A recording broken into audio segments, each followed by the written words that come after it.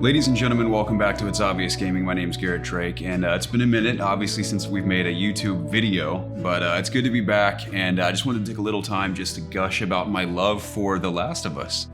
The remake for Part 1 could not have come at a better time for me, because I had not played the original since 2014, the remastered version for PS4. Prior to the game's release, I could tell there was obviously a substantial leap graphically, but I hadn't fully realized how great that leap was until getting my hands on it, and it is truly mind-blowing if you played it for yourself. I mean, the YouTube compression's one thing, you'll have to forgive me, all my B-roll is just trailers that I pulled off of YouTube and other places, because I do not have a good capture card at the moment, so I couldn't capture my own gameplay, but it truly is remarkable. This is probably something you've heard a million times already, but the performances are better than ever, more captivating than ever, more moving, more upsetting than ever. Every emotion comes through photorealistically.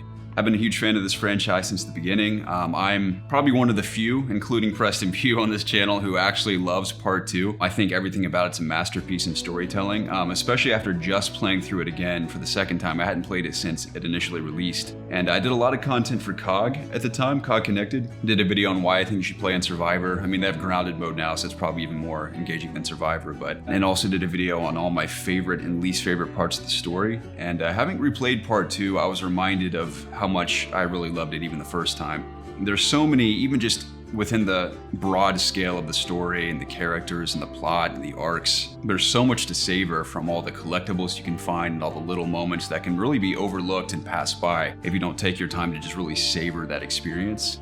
I've said on this podcast a handful of times throughout the years that I completely understand when people say they don't like Part 2. Some people even claim to hate Part 2. Don't blame them at all. I mean, the story certainly isn't for everyone, and it definitely subverted my expectations, to say the least, when, spoiler alert, Joel's death leaked prior to the game's release. But in spite of that, I still ended up thoroughly enjoying Part 2 and mostly love everything about it.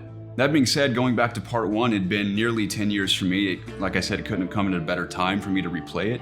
I'd forgotten just how much I appreciated that game, from, of course, its storytelling, game design, world building. It was a masterpiece at the time, and it's even more of a masterpiece now. Of course, graphically, that progression is obvious, but gameplay's also seen a pretty significant improvement as well. I hadn't played the remastered version or even the original, like I said, in nearly 10 years, so I couldn't really compare the two until watching videos after the fact, but it feels much more in line with Part 2 in regard to its AI and how they react to you, especially in higher difficulties and the ways that they'll flank you. And Naughty Dog has clearly painstakingly paid attention to every single detail when it comes to the blood and gore in this game. It is utterly brutal. And everything from even gun wounds leaking blood down clothing after you shoot them or stab them, brains spraying on the wall and dripping down it. It's definitely gnarly.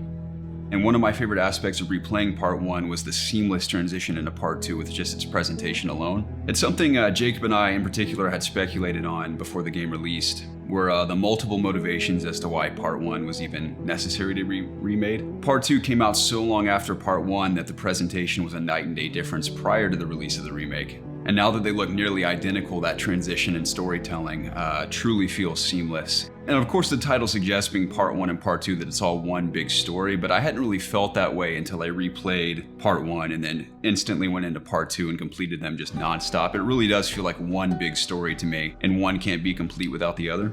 All that being said, I cannot wait for a eventual Part 3. I'm assuming we're getting a Part 3, unless Naughty Dog intends to continue the story and world building through their Factions big multiplayer game they have coming next year. Can't wait to hear about that. We've talked about that a lot on the podcast and what we'd like to see. Yeah, I don't have too much to say. I just wanted to kind of get some thoughts out there and just say once again that I love this series.